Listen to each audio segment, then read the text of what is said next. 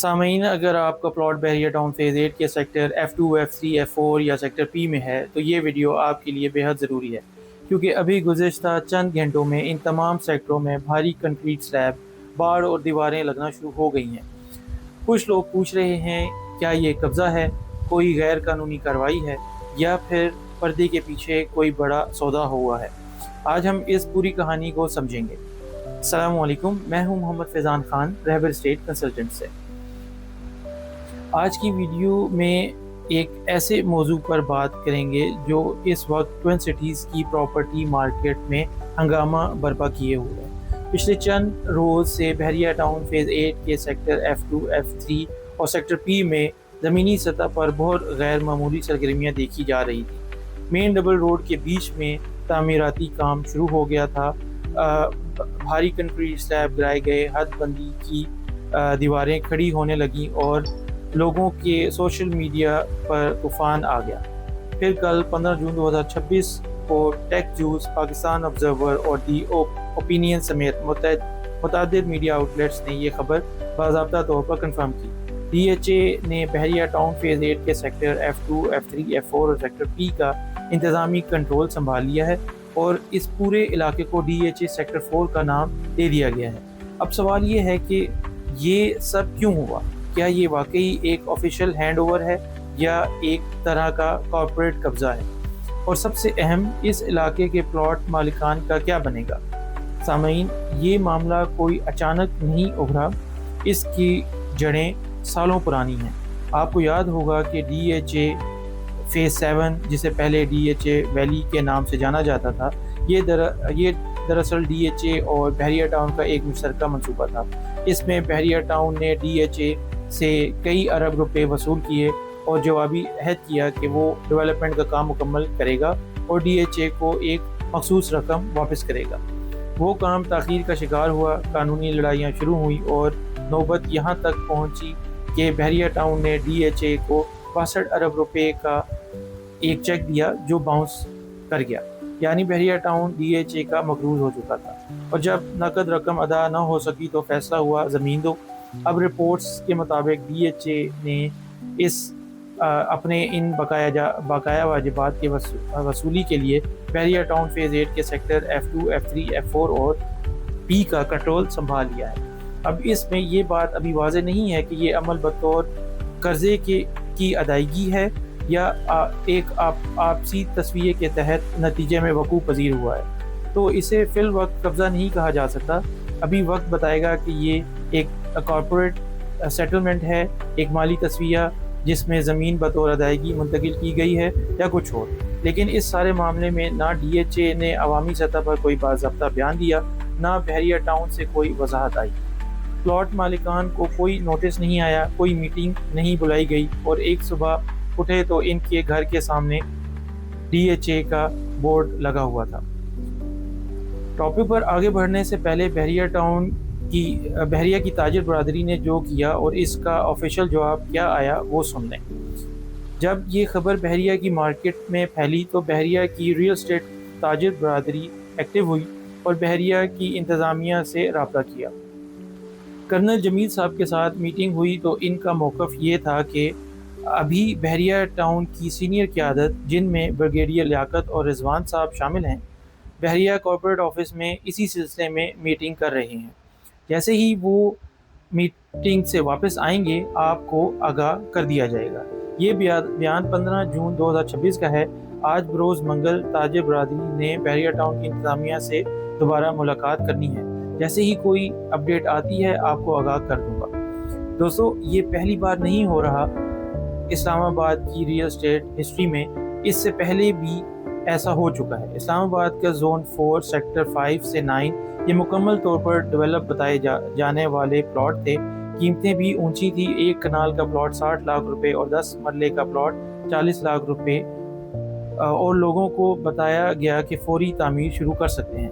پھر 2015 میں بغیر کسی باضابطہ اعلان کے بحریہ نے گارڈن سٹی DHA کو سونپ دیا اور اسے DHA سرین سٹی کا نام مل گیا۔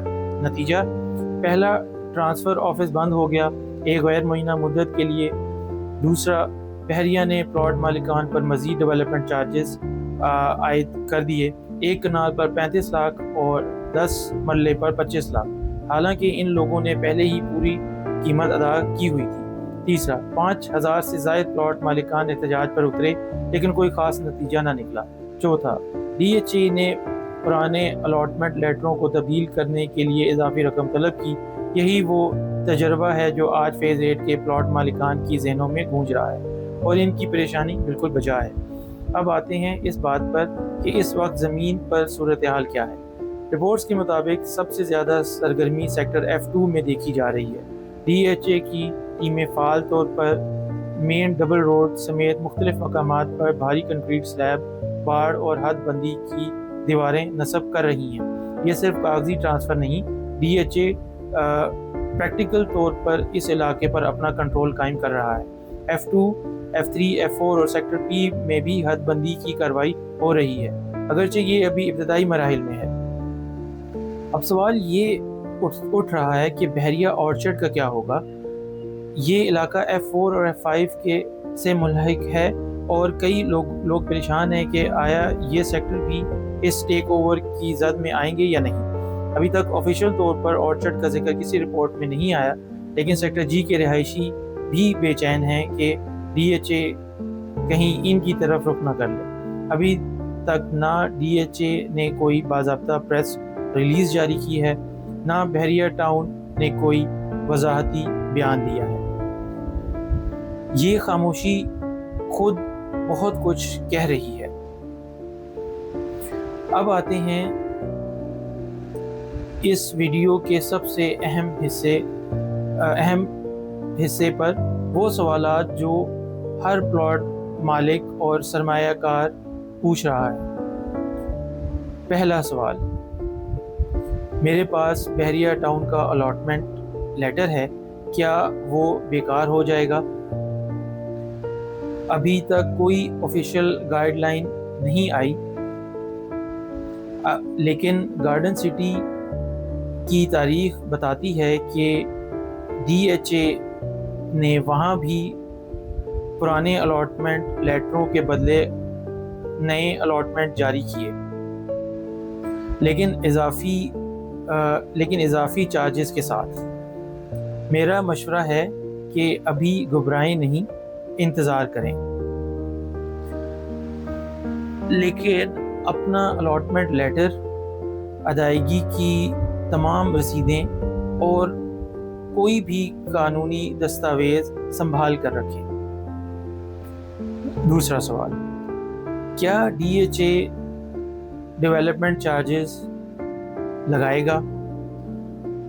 یہ سب سے بڑا مالی خدشہ ہے اور بالکل بجا ہے۔ گارڈن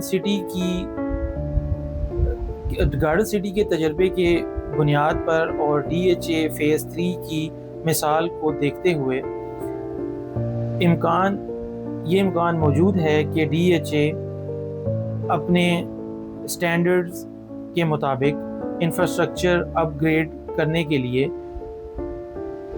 اضافی ڈیولپمنٹ چارجز عائد کر سکتا ہے، لیکن ابھی یہ صرف خدشہ ہے، کنفرم نہیں۔ تیسرا سوال، مینٹیننس فیس میں کیا فرق پڑے گا؟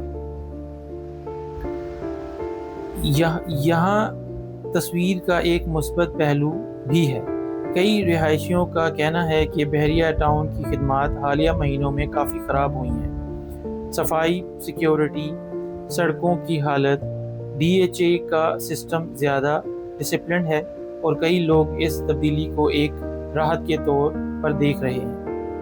چوتھا سوال، کیا میں ابھی اپنا پلاٹ بیچ سکتا ہوں؟ یہ انتہائی اہم سوال ہے۔ ابھی ٹرانسفر اور دستاویزی صورتحال غیر یقینی ہے۔ جو بھی قدم اٹھانا ہو، خریدنا یا بیچنا، جب تک ڈی ایچ اے یا بحریہ کی طرف سے کوئی باضابطہ اعلان نہ آ جائے، انتظار کرنا ہی دانش مندی ہے۔ اب میں آپ کو اپنی رائے بالکل سیدھے اور کھلے انداز میں بتاتا ہوں۔ قانونی اور تکنیکی طور پر یہ ایک آپسی مالی تصفیہ ہے۔ بحریہ ٹاؤن ڈی ایچ اے کی اتنی بڑی رقم دبائی ہوئی تھی کہ آخرکار زمین دینے کے سوا کوئی چارہ نہ رہا۔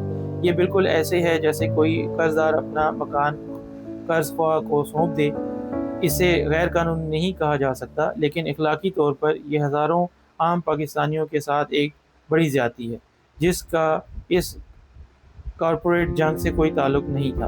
انہوں نے اپنے محنت کی کمائی بحریہ ٹاؤن کو دی، اچھی نیت سے سرمایہ کاری کی، اور آج وہ اس حال میں ہیں کہ نہ انہیں پتہ ہے کہ ان کا الاٹمنٹ لیٹر کس قابل رہا، نہ جانتے ہیں کہ اضافی چارجز آئیں گے یا نہیں۔ یہ وہی نمونہ ہے جو گارڈن سٹی میں دیکھا گیا، اور یہی نمونہ آج فیز 8 میں دہرایا جا رہا ہے۔ فرق صرف اتنا ہے کہ گارڈن سٹی کے وقت سوشل میڈیا اتنا فعال نہیں تھا، آج لوگوں کی آواز زیادہ بلند ہے، اور شاید اسی لیے DHA اور بحریہ پر دباؤ بھی زیادہ ہوگا کہ وہ کوئی واضح اور منصفانہ پالیسی جلد از جلد سامنے لائیں۔ سامعین، اگر آپ فیز 8 کے متاثرہ سیکٹروں میں پلاٹ رکھتے ہیں تو ابھی کے لیے میرا عملی مشورہ یہ ہے، ابھی کوئی جلد بازی میں فیصلہ نہ کریں، نہ بیچیں، نہ بیانہ دیں۔ دوسرا، اپنے تمام دستاویزات، الاٹمنٹ لیٹر، ادائیگی کی رسیدیں محفوظ رکھیں۔ تیسرا، DHA اور بحریہ دونوں کی طرف سے آفیشیل اعلان کا انتظار کریں۔ اگر آپ کے پلاٹس ان سیکٹر میں رہائشی اور ان سیکٹر کے کمیونٹی بنی ہوئی ہے تو ان میں شامل ہوں، جیسے MHBT، بریس اور تاجر اتحاد موومنٹ۔ اجتماعی آواز زیادہ مؤثر ہے۔ ہم اس موضوع پر نظر رکھیں گے اور جیسے ہی کوئی آفیشیل اپڈیٹ آئے گی آپ تک پہنچائیں گے۔ اس لیے چینل کو سبسکرائب کریں اور بیل آئیکن ضرور دبائیں تاکہ کوئی اہم خبر آپ سے نہ چھوٹے۔ اگر یہ ویڈیو آپ کے لیے مفید رہی ہو تو لائک کریں اور ان دوستوں کو شیئر کریں جن کے فیز 8 میں پلاٹس ہیں۔ اگر مزید رہنمائی درکار ہو تو کانٹیکٹ ڈیٹیلز آپ کی اسکرین پہ موجود ہیں، آپ اس کے ذریعے ہم سے رابطہ کر سکتے ہیں۔ جانے سے پہلے ایک التماس کہ اپنا اور اپنے پیاروں کا بہت خیال رکھیں اور مجھے اپنی دعاؤں میں یاد رکھیں۔ السلام علیکم۔